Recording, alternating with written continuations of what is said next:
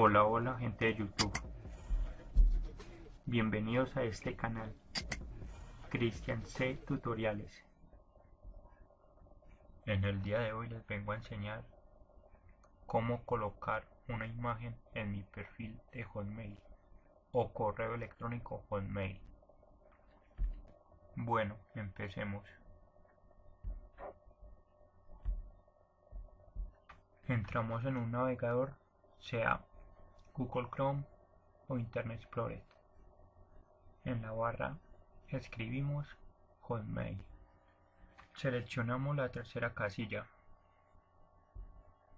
y luego iniciar sesión. Escribimos el correo electrónico y le damos siguiente.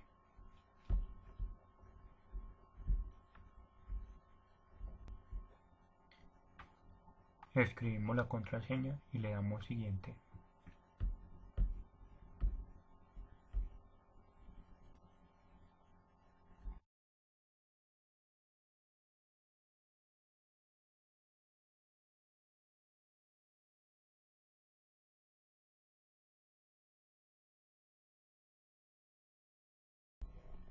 Después de iniciar sesión, nos vamos a la parte superior derecha y seleccionamos donde dice mi perfil.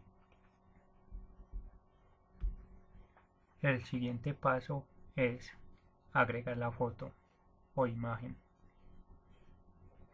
Pero antes de eso, debes descargar una imagen. Si tienes una en tu ordenador, la puedes subir. De lo contrario,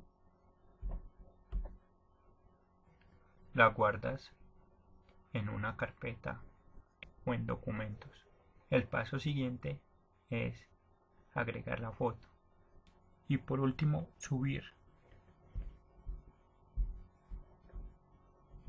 Bueno, gente de YouTube, no olvide darle like, suscribirse y activar la campanita de notificaciones para que YouTube te informe de mis nuevos videos.